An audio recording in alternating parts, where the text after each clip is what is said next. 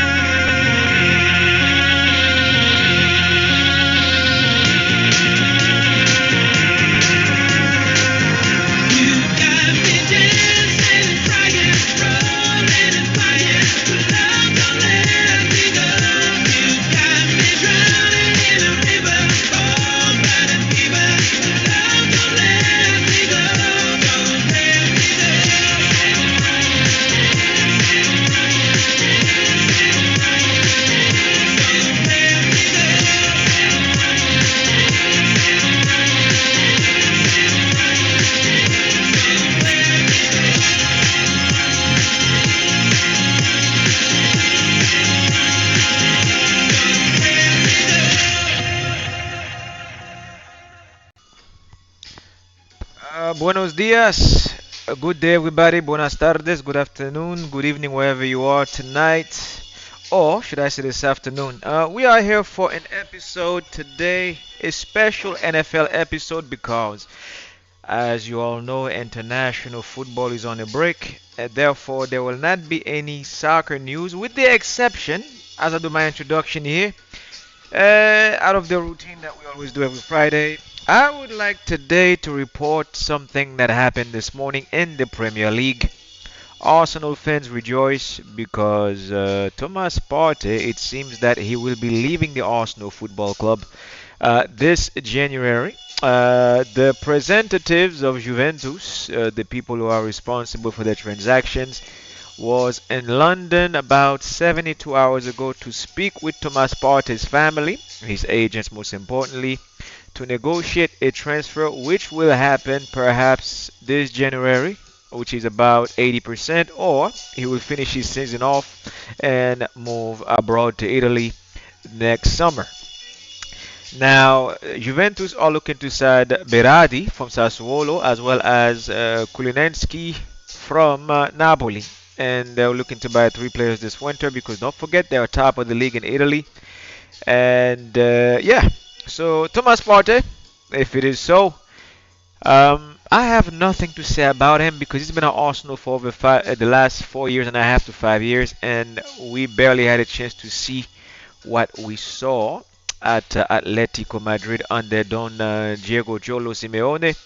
Arsenal, I have one piece of advice for you guys because I heard this morning that Stan Kroenke is disposing 50 million pound this winter to buy a player to replace Thomas Partey. Dear Stan Kroenke, as Arsenal owner, my advice is that you put more cash up to buy the players that we need if this team is really going to compete for a title this year or just to be in the top four in the La Liga La Primera or the Premier League because 50 million pound that's too cheap to afford modern day ballers. From what I'm understanding, Emil Smith Rowe will be involved in a swap deal with Douglas Luiz at Aston Villa, which I highly agree to do so. But if you're going to buy a player like Zubimendi, you're going to need more money to attract him to England.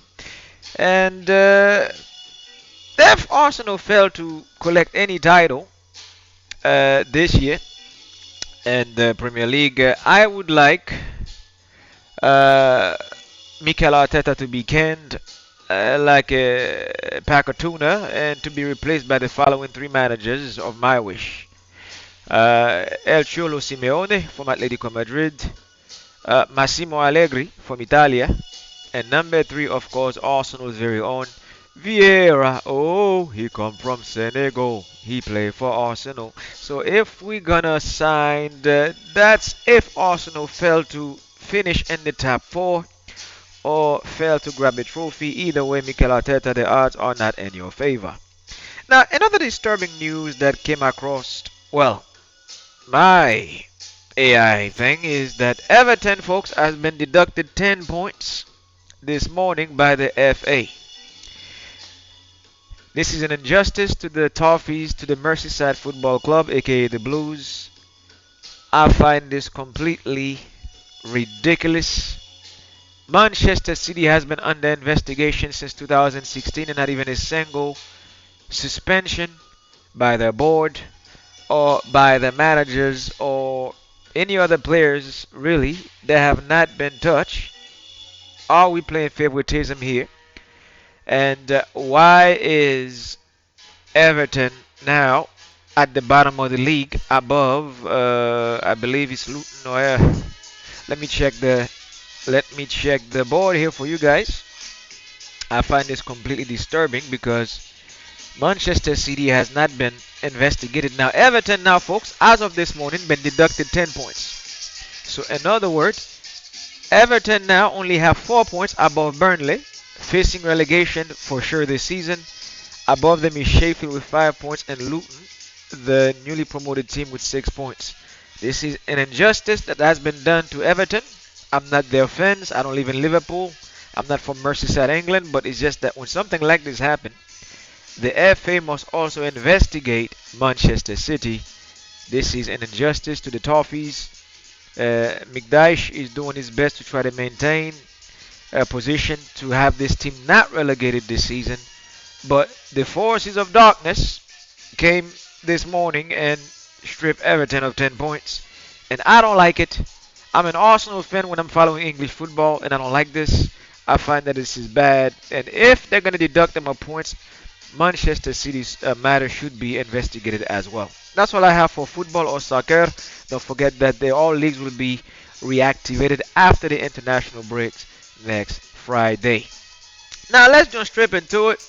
Last night there was a boxing event, as I told you guys, a rarity when it comes to boxing on a Thursday night. This is because this weekend there is a special event in the city of Las Vegas, who's been winning lately. Las Vegas, Slavo, congratulations.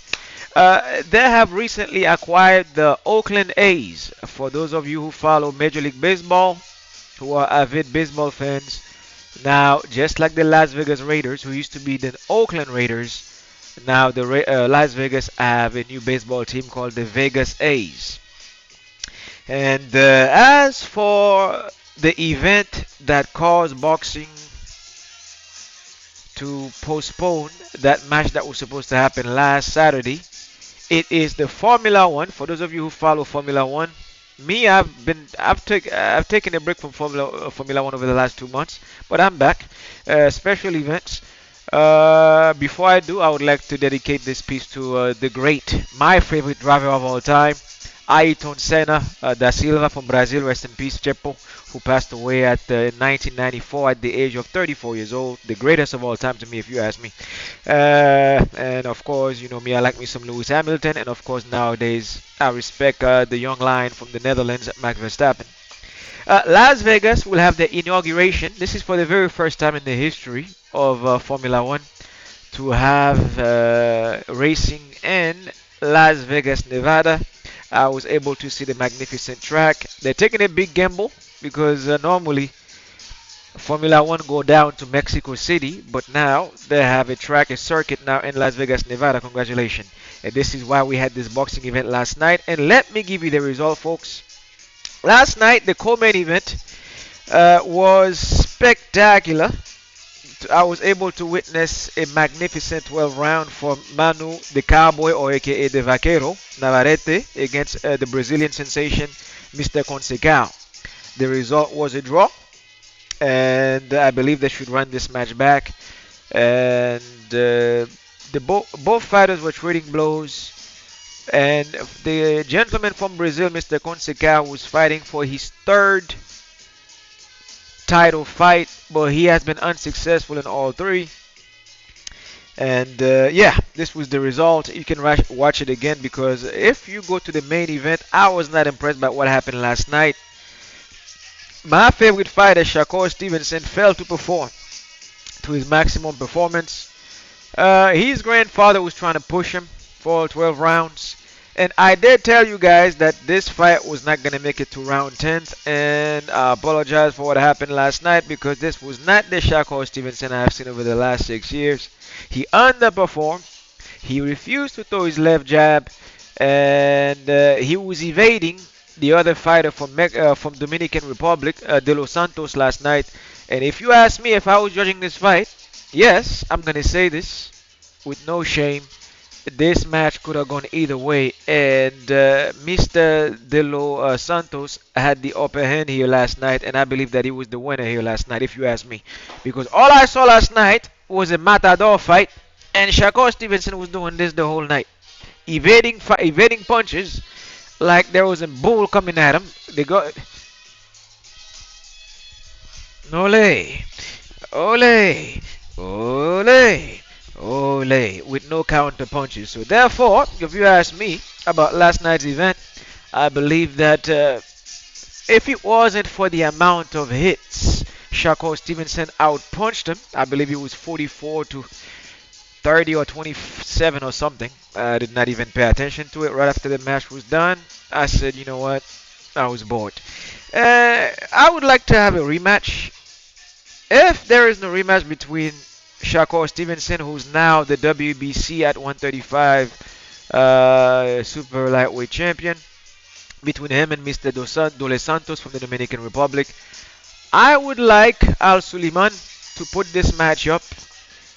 Shakur Stevenson, my favorite young boxer at 26 years old, versus the 23-24 years old Manu the Cowboy Vaquero Navarrete in the next match at the 135-pound division. Because these two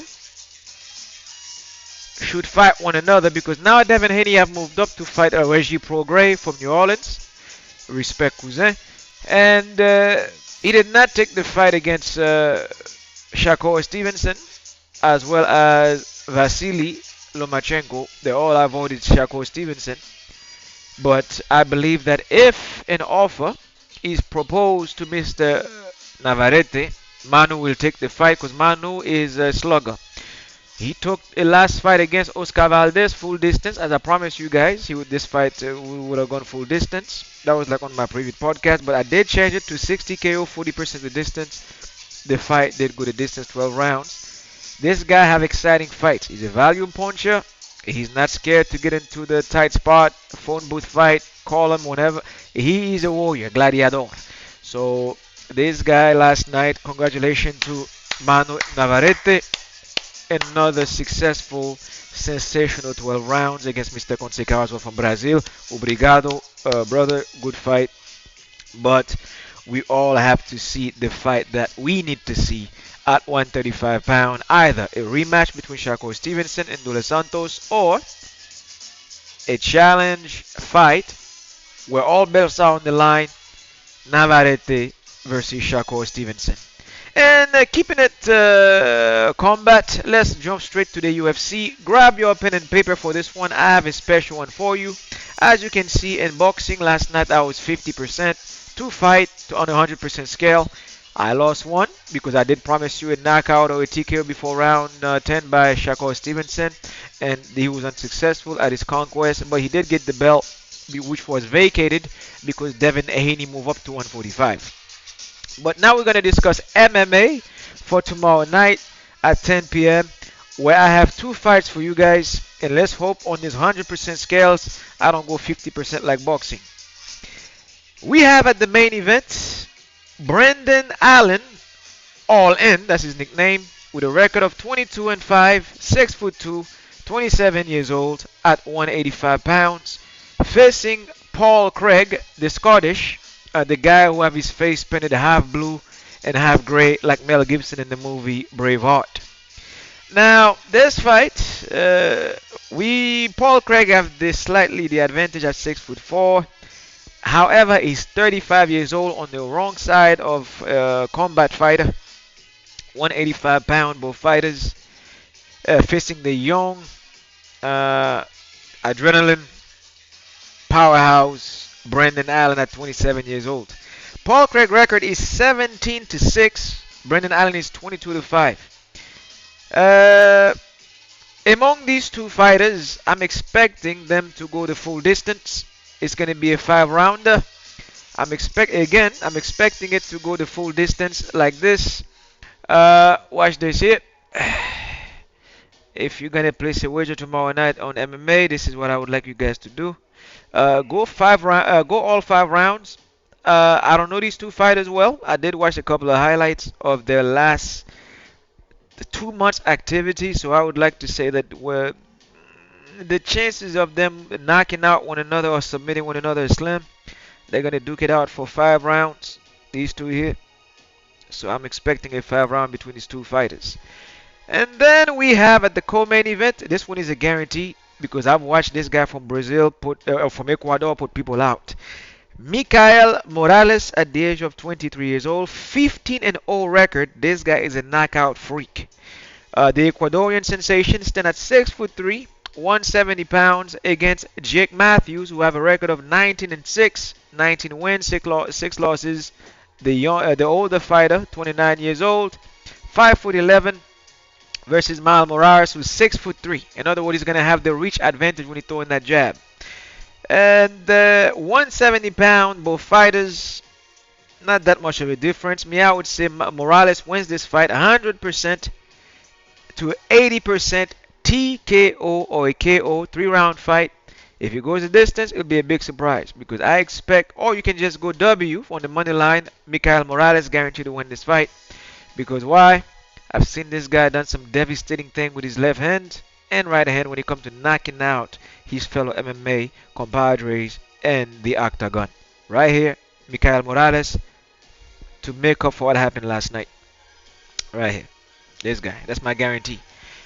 And now let's get straight to what we came to do, which is the NFL. And before I begin, I would like to take this time, Cincinnati Bengals fans, hold on to your draws. If you took laxative, yes, I'm about to roast the hell out of you guys because don't complain. When I was on the Bills case, some of you guys were like, yes, get the Bills. Get the Bills. And now it's your turn. Without further ado, I would like to dedicate this. There is no dedication here. Because I always told you guys that Boyd cost the Bengals the season last weekend. And last night, Boyd did not show up. Boy, oh boy, oh boy. Cincinnati Bengals was defeated last night 34 to 20, and now their seasons are done. They are done. They are done. They are done. There will not be any revival. I know it's Thanksgiving. You guys will try to do prayers to get back into the playoff. It's not gonna happen. The same fate that Buffalo Bills suffered. Now it's your turn. Burrow was taken out of the second half due to a fracture, but there is no excuse here. You lost fair and square. No excuse.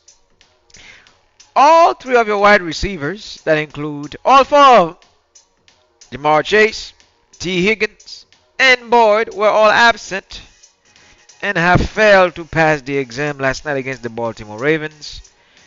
If I was your teacher, I would put F's on all your report cards and make sure you fail the class. There would not be any retake of the exam because last night you guys were absolutely rubbish. First quarter, uh, Joe Burrow, rubbish. Number 6, who replaced you after you were fractured, rubbish. Your coach, rubbish. Your offensive line, rubbish. Tight ends, rubbish. Let me continue. Your defense, rubbish. Because it is unacceptable for a professional football team in the NFL to make so many mistakes, allowing Lamar Jackson and Odell Beckham Jr. and Mr. Mitchell, congratulations by the way for making your father proud, the ex-Baltimore Ravens Super Bowl champion in the 2000, Mr. Mitchell, I remember who you are, sir. Your son was running rampant as a running back against the Cincinnati Bengals defense, and there was no answer to stop the bleeding for all 4 quarters.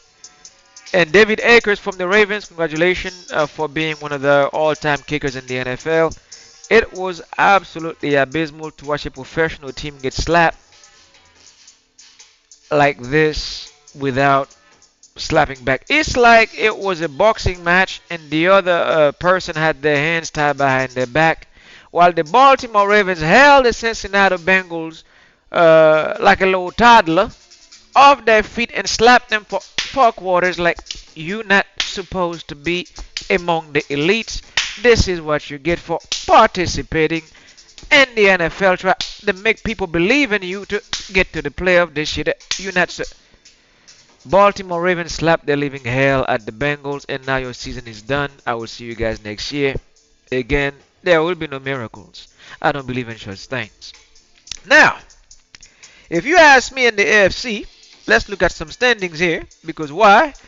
The Pittsburgh Steelers and the Houston Texans are grinning like that evil witch who caught Hansel and Gretel in the forest and roasted them literally in a pot to make it grow. According to the rankings here in the AFC, now the Baltimore Ravens are the only team now behind the Kansas City Thieves. I mean the Chiefs, who are number 1. Baltimore is 8-3, and Kansas City is 7-2, number 1 record in the NFL. Now they're gonna look to keep that record this weekend coming up. So what I can say is that the NFL right now is in limbo when it comes to the NFC because why? I'm looking at teams that who are not super. The Chiefs this weekend, if I'm not mistaken, will be playing against one second, the Raiders. Guaranteed victory, so to reclaim top of the division. But Baltimore should be second. Third, folks, you're not gonna believe this. The Pittsburgh Steelers will now be. It's not me. It's the way it works. 6-3 Pittsburgh Steelers are going to be the third team in the AFC North, number 1, which was supposed to be the Bill spot, and in the South, the Houston Texans, 5-4. If they win this weekend, they'll go fourth. Miami Dolphins is 6-3, and the AFC East, they have to win this weekend. So I would like to say congratulations to the Pittsburgh Steelers and the Houston Texans. I cannot believe I'm saying this, but it is done. As for Cincinnati, you are done, X'd out of the competition. So now even the Jets. So the Bills are still in this. It is up to the Bills now. Your season is in your hand. I repeat, Buffalo Bills. Your season is in your hand for the Sunday game at 4:25 p.m. You have to beat the Jets to maintain the hope of sneaking. Your season is done. But now, unlike the Bengals, Bengals are done. Let's not, they're done, done, done. If the Jets defense show up against you guys on Sunday afternoon, you may lose this game, but you can still salvage what is left of your season to sneak into the playoff if the Jacksonville Jaguars falter again this weekend. Don't forget, the Jaguars are also playing, so the Jaguars have to falter for Baltimore to for the Buffalo Bills to get. If the Jags keep winning, you are mathematically out of the playoff. But if the Jags fail to beat the Titans and Jacksonville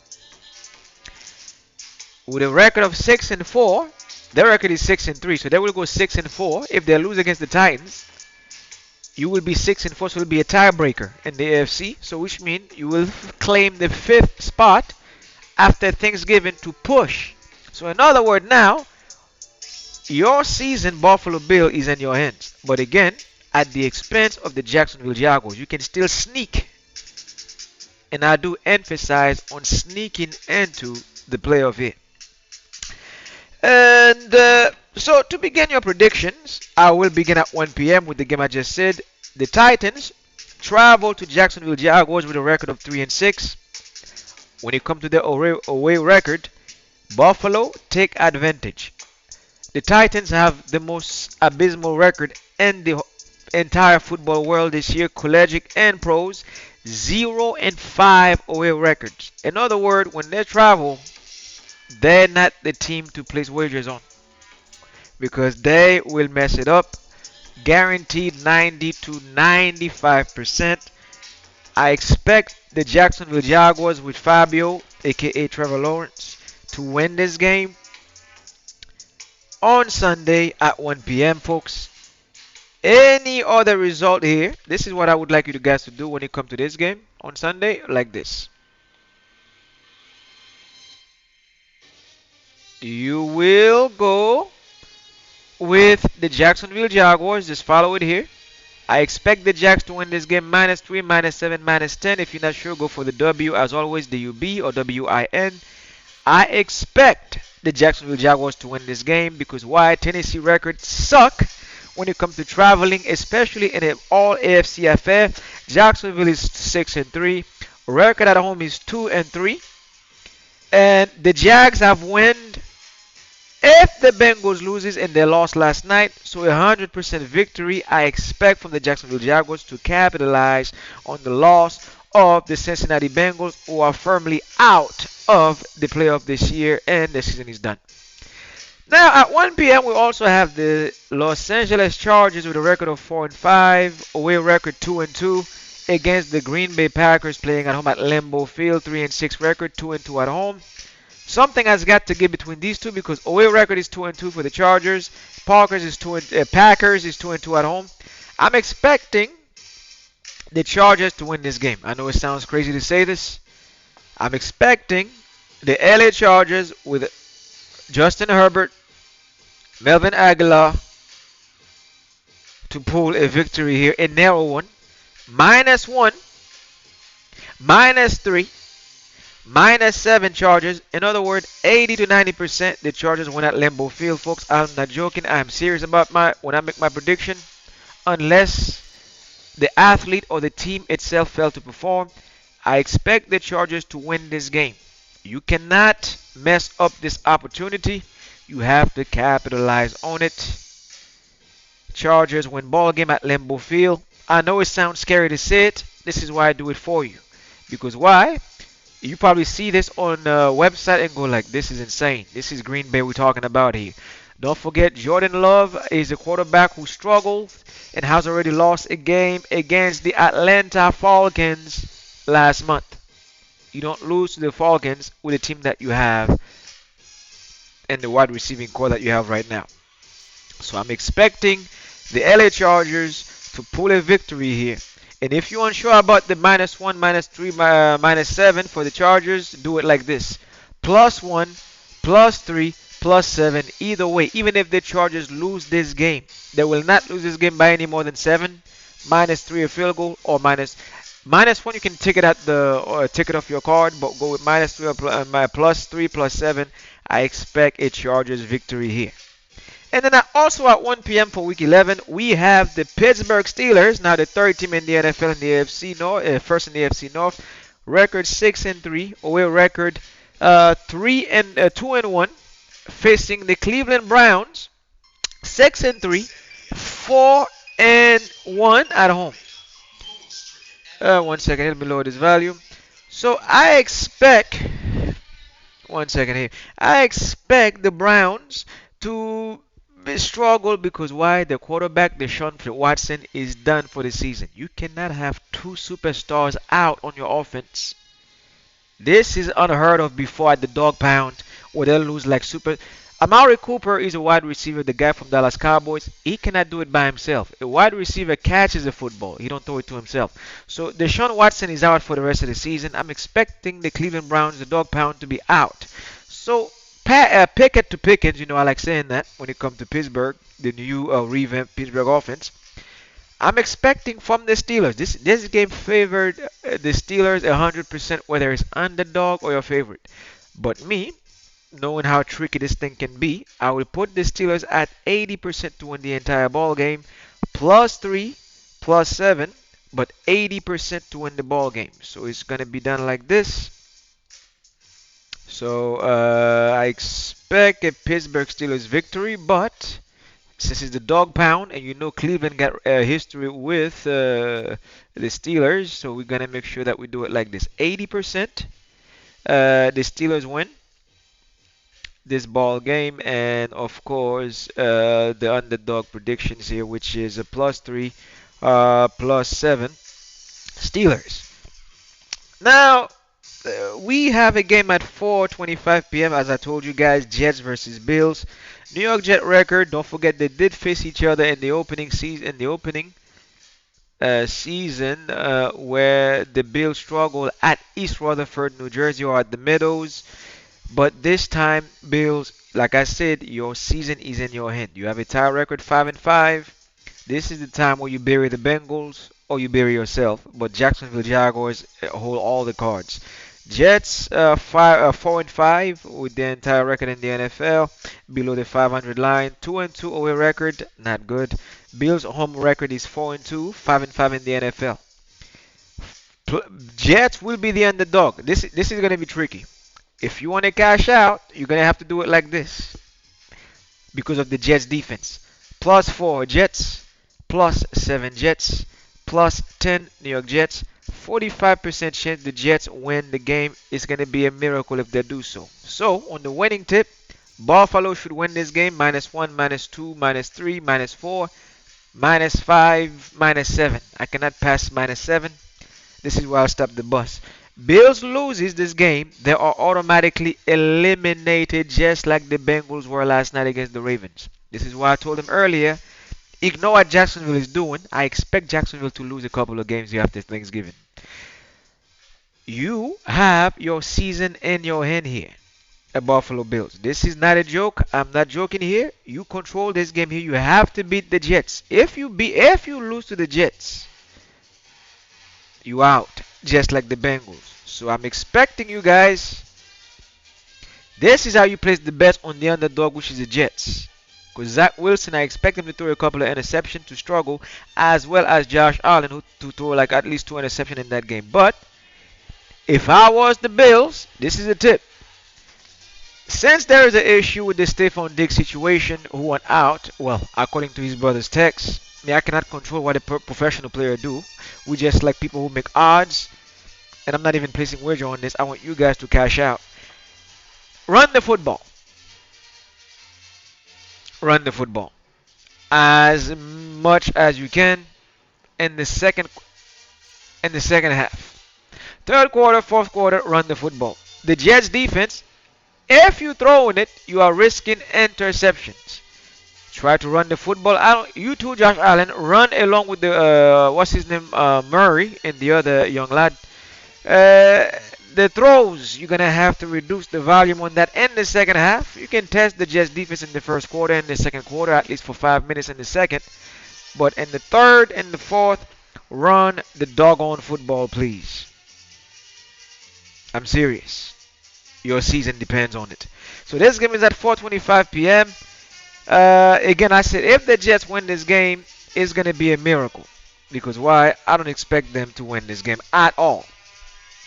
And then for at 8:20 p.m. for the SNF is the Vikings and the Broncos. +3, +7. Like I told you guys yesterday, everything is in favor of the Minnesota Viking. Le Viking du Minnesota. -1 Viking, -4 Vikings. Underdog, I'm picking the Viking. +3, +7. No doubt that Joshua Dobb will put on a display. And if Kirk Cousins is ready to play from his last injury, because the cast came off his leg 3 days ago, but I prefer to go with number 15, the new acquisition from the Arizona Cardinals. And the Broncos defense, you will not be able to contain Joshua Dobbs. Good luck. And I'm expecting the Vikings to win this game by all means necessary right here. And don't forget, I also put the Eagles for you guys to beat or to shock Kansas City. Even if they lose, they will beat me. I don't say Eagles win this game because of their higher powered offensive lines. Now, don't forget, like when it comes to the standings in the NFL, I would like to provide you the NFC standing. Currently, top dog is, of course, the Philadelphia Eagles with the 8-1. And if they beat the Chiefs, which I'm putting them to beat the Chiefs at 80 to 90%, Eagles will go 9-1, the best record in the NFL. And number 2 in the NFC is the San Francisco 49ers. They have an immaculate record. 6-3. They can go to 7-3. Third in the NFC is how about them Cowboys? Not is the Detroit Lions, baby. Yes, the Detroit Lions are third in the NFC. Second, actually, in the NFC. San Francisco is third. So, with that being said, Dallas Cowboys is fourth in the NFC, and number 5, I believe, was the Minnesota Vikings. So a lot are riding on this weekend for the Vikings as well as the 49ers. Congratulations to Mr. Debo. Snatch that chain. Samuels at the 49ers, and as well as Christian McCaffrey and Purdy and Kittles. So when it comes to the NFL, I will also give you guys a couple of predictions. Well, not predictions. I'm not going to put this down as my predictions. This is for you guys to place your wagers responsibly this weekend. Other games that we will have. We have 49ers versus the Seahawks at 1 second here. Actually, that's for next weekend. So we have the Steelers versus Brown. I told you guys to go with the Steelers. And we have the Raiders versus the Miami Dolphins at 1 p.m. Folks, go with the Dolphins for the W. Dolphins should beat the Raiders. There will not be any miracles here in Miami. And the Titans go at the Jaguars. I already told you how to do this one at 1 p.m. Go with the Jaguars. Lions, Bears, come on, at 1 p.m. Go with the Lions to beat the Bears. -7, and then the rest you can just go with the W, or -3 Lions win this game. Cardinals travel to Houston Texans. Their quarterback is back. Murray is back. But the Texans, the way they're playing right now with CJ Stroud, they should be able to handle the Cardinals with the worst record in the NFL. I expect the Titans to win this game. If you're not sure, go with the W on this one. 100% Titans win at home. Unless the Cardinals can pull a miracle. Then we have the Cowboys travel to Carolina and Charlotte at 1 p.m. I expect the Cowboys to win this game 100%. Panthers suck. And then we have the New York Giants at 1 p.m. travel to the Washington Commanders. Folks, put the money on the Commanders to win the ball game. Whatever line they offer, take it. Or just go with the W if you're not sure. And then we have at 4:25 p.m. the LA Rams hosting the Seahawks. Avoid this game by all means necessary. If you want to go with the underdog, go with the Seahawks. This game is the one you should avoid. I would say avoid this game at 90%. But if you're feeling curious, place a wager. And that's pretty much what we have for week number 11 in the NFL, folks. And as I promised you guys, I was going to do this for you, but there is no football. But that's all I have for you for the NFL. I wanted to do this to make sure that you guys narrow it down this weekend. And for the boxing match last night, with the knockout, we could not get it. And I would like again to congratulate Mr. De Los Santos. What a performance by the challenger. And that's all I have for you guys. Have a magnificent weekend. Stay safe. Bet responsibly. Bet responsibly and also drink responsibly. Arrivederci. I will see you guys next week.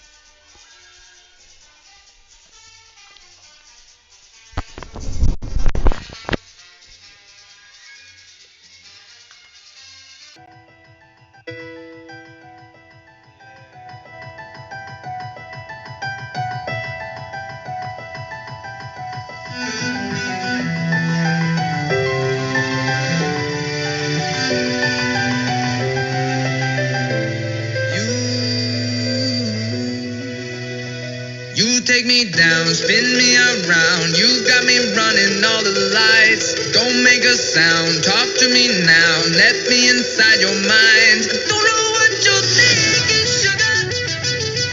Ooh, but I just got that feeling, sugar. Ooh, and I can hear the sirens burning, red lights turning. I can't turn back now. So hold on tight.